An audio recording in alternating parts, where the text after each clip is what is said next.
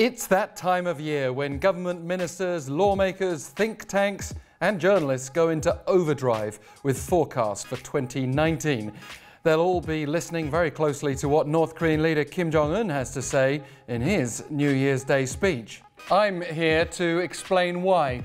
This is Alex Jensen for Korea Now's K-News Today.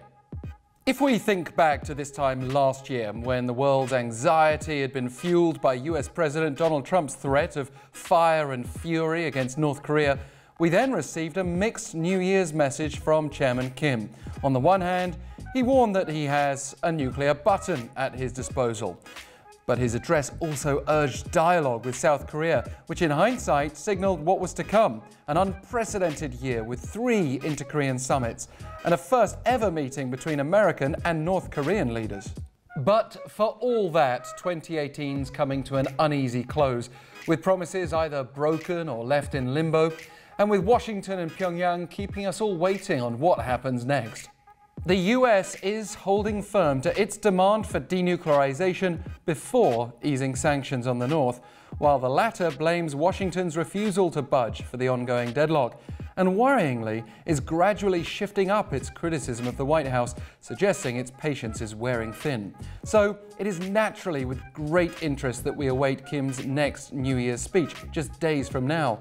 Hopefully, he'll indicate his willingness to speak with Trump again, just as he welcomed dialogue with South Korea nearly a year ago. We're expecting a second US-North Korea summit by February, with Indonesia, Mongolia and Vietnam all reportedly being considered as venues. All indications are that we can take the possibility of this meeting seriously. Then again, we're also looking for clues to indicate what might come from Trump-Kim talks, where they failed to produce real progress last June in Singapore. There's a mix of cautious optimism and pessimism among analysts in South Korea. As for North Korea, Chairman Kim is expected to continue his focus on economic development, a view that's strengthened by media reports which have been highlighting not only the current leader's plans, but also the efforts to improve the livelihood of the people by his late father, Kim Jong-il, in whose honor there has been a particularly commemorative mood in recent days, as this past Monday marked 7 years since his death. Pyongyang's focus on the economy rather than military achievements could indicate the tone to come in Chairman Kim's speech, but there is another view. North Korea might decide to ramp up the pressure if it loses hope in negotiating a breakthrough with the US, and it might prepare a Plan B, according to former Unification Minister Lee Jong-seok. Speaking recently at a conference in Seoul, he cautioned that it is unlikely for Pyongyang to make unilateral concessions to the US for sanctions relief. Lee's conclusion was that President Trump needs to ease sanctions if he wants actions to be taken by the North. As South Korea knows all too well from recent international talks, there's little global appetite for that, so it's hard to see what's going to give. Aside from a possible second Trump-Kim summit, what else can we expect? We can anticipate that the Koreas will be seeking continued and expanded cooperation, pushing as far as possible within the framework of sanctions.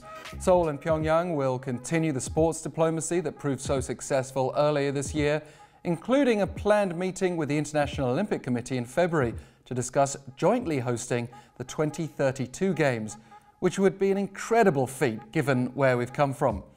On the North Korean side, likely more pressure on the US without risking breaking negotiations altogether for now, but perhaps also a move even closer towards China in search of economic growth, with some experts expecting a possible first visit by Chinese President Xi Jinping to Pyongyang in 2019.